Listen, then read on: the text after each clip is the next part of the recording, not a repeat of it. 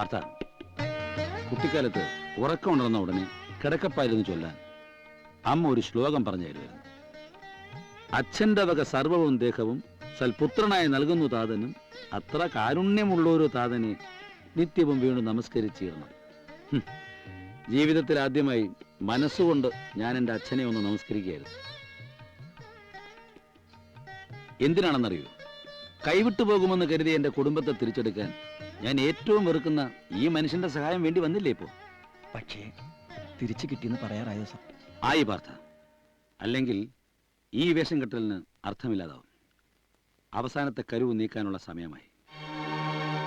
നാളത്തെ സൂര്യൻ അസ്തമിക്കുന്നതിന് മുമ്പ് സേതുമാധവൻ ആ ലക്ഷ്യം നിർവഹിച്ചിരിക്കും.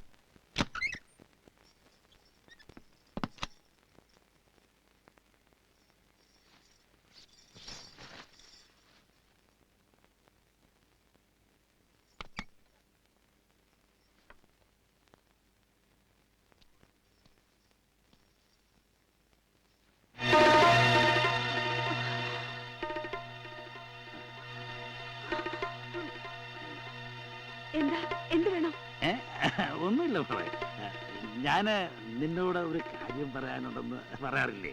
വേണ്ട, ഒന്നും പറയണ്ട, കേൾക്കണ്ട എനിക്ക്. എന്ത് പറഞ്ഞാലും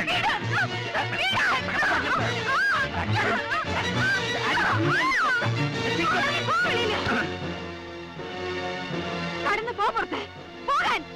വസുന്ധരേ, വേണ്ട, ഈ വിളി ഞാൻ കുറെ കേട്ടതാ. ഇത്രയും നാൾ ഞാൻ നിങ്ങളെ സഹിച്ചതും ബഹുമാനിച്ചതും നിങ്ങൾ എന്റെ ഭർത്താവിന്റെ അച്ഛനായതുകൊണ്ടാ. ഇനി എന്റെ കൺമുമ്പിൽ കണ്ടാൽ ഇവിടുത്തെ ചൂലെടുത്ത് മുഖത്തടിക്കും ഞാൻ. എനിക്കെന്താ ചോദിക്കാനും പറയാനും ആരും ഇല്ലെന്ന് കരുതിയോ? എനിക്കൊരു നാഥനുണ്ട്. എവരുടെ ഇതിന്റെ നാഥൻ? പറയണേ, എവിടെ? എന്റെ അടുത്തില്ലെന്നേ ഉള്ളൂ, എന്നോടൊപ്പം ഉണ്ട് എന്നും. ഇതാ അവിടെ ഒരു നാഥൻ. അങ്ങനെ ഒരുത്തനെ പുകച്ചു പുറത്ത് ചാടിച്ചിട്ടില്ലേടി നീ എന്നെ വിളിച്ചു വരുത്തിയത്? എടീ, കഴുത്തിൽ താലിയുമിട്ട് ഭർത്താവിനെ തള്ളിപ്പറയുന്ന ഒരു പെണ്ണും നല്ലവളല്ലടി. അതിലൊരുത്തിയാ നീയും. എന്നിട്ടിപ്പ ശീലാവധി ചമയുന്നു. നീ പറഞ്ഞല്ലോ എന്നെ ഇനി കൺവെട്ടത്ത് കണ്ടുപോരെന്ന്. അത് തന്നെയാ എനിക്ക് പറയാനുള്ളത്. എനിക്ക് നിന്നെയും കാണണ്ട. ഇതെന്റെ വീടാ, എന്റെ മോന് ഞാൻ കൊടുത്ത വീട്. എന്നോടുള്ള വാശിക്ക് അവൻ ഈ വീട്ടിൽ കയറില്ലെന്നുള്ള ധൈര്യത്തിലല്ലേ അവൻ ഒഴിവായ തക്കം നോക്കി തള്ളയും മോളും കൂടെ തറവാടോട്ട് ഇവിടെ ഒന്ന് കുടിയേറിയത്. 24 മണിക്കൂറിനകം നീ നിന്റെ കുടുംബവും ഇവിടുന്ന് കെട്ടുകെട്ടിക്കോണം, ഇല്ലെങ്കിൽ ഇറക്കും ഞാൻ. പക്ഷെ ഒന്നോർത്തു, നീ ഇനി എവിടെ പോയി വിളിച്ചാലും ജീവിതാവസാനം വരെ എന്നോടൊപ്പമേ കഴിയാൻ പറ്റും.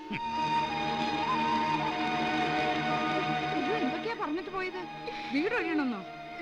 അതിന് മാത്രം ഇവിടെ എന്താ ഉണ്ടായത്? വൈകും വരെ കാത്തിട്ട് പഠിക്കാൻ കൊടോട്ട് അടച്ചോണ്ടടി നീ. പറയൂ, എന്താ ഉണ്ടായെന്ന്. ഇല്ല, അമ്മ പറയില്ല.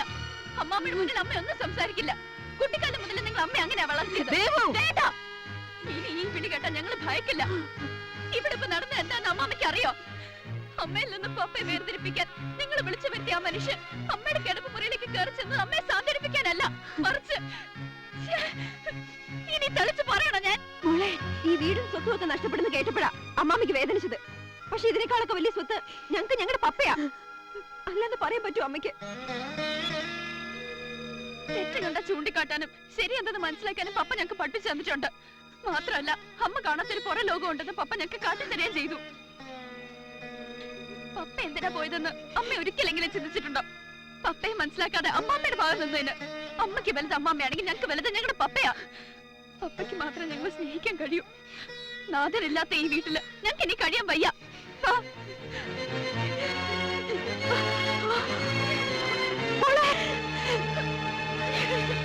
മക്കളെ, മക്കളെ പോവരുത്. വസുന്ധര, വേണ്ട, വിളിക്കണ്ട. എങ്ങോട്ടെങ്കിലും പോയി തൊലയട്ടെ. തലതെറിച്ച് അസത്തുക്കള്. മതി, അമ്മ ഇനി മിണ്ടരുത്.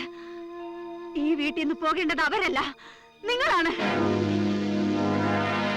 ഇത്രയും നാൾ നിങ്ങൾ പറയുന്നതും കേട്ട് നിങ്ങളുടെ താളത്തിനൊത്ത് തുള്ളി. അതിനുള്ള ശിക്ഷ എനിക്ക് കിട്ടിയത്. ആദ്യം എനിക്കെന്റെ ഭർത്താവിനെ നഷ്ടമായി, ഇപ്പതാ എന്റെ കുട്ടികളെയും.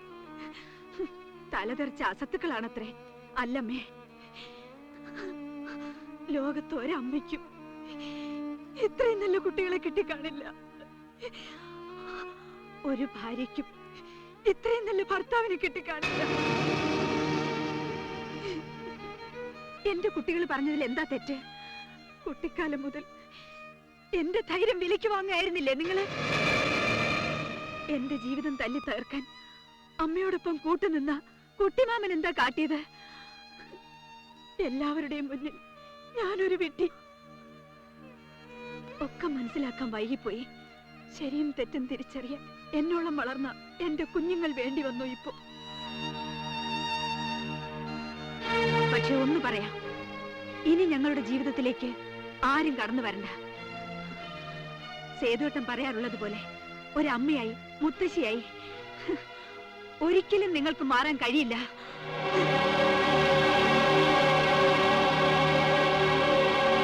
പപ്പ പറയും വരെ ആരോടും ഇത് പറയരുതെന്ന് കുഞ്ഞുമോളെ കൊണ്ട് സത്യം ചെയ്യിച്ചിരുന്നു സാറ്. എന്നും മക്കളോടൊപ്പം ഉണ്ടാവുമെന്ന് പപ്പ പറയാറില്ലേ? അങ്ങനെയല്ലേ ഉണ്ടായിട്ടുള്ളൂ.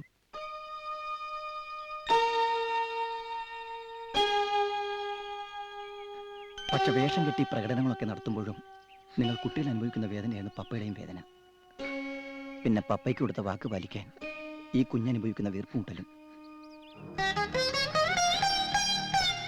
കുഞ്ഞുമോളെ, ചേച്ചി.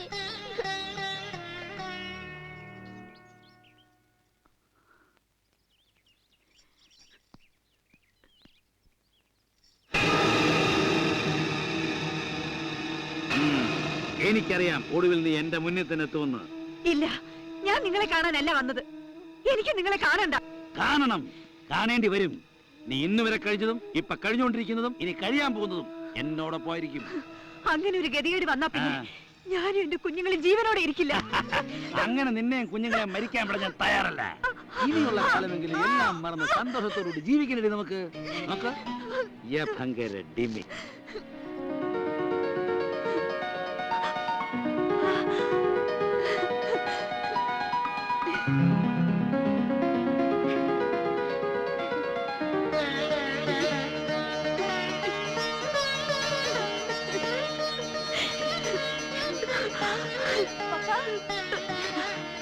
വാ വാ വാ. എന്താ മക്കളെ? ഇപ്പൊ മനസ്സിലായി?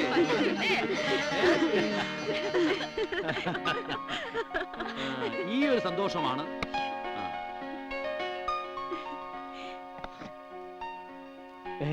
ഇഡ്ഡലിയോ? ഇന്നത്തെ ഒരു എന്തിനാ ഇത്ര ചമ്മുന്നേ? ഇനി തൊട്ട് എല്ലാ ദിവസവും രാവിലെ ഞാൻ ഇഡ്ഡലിയെ ഉണ്ടാക്കും. എല്ലാരും കഴിച്ചോ?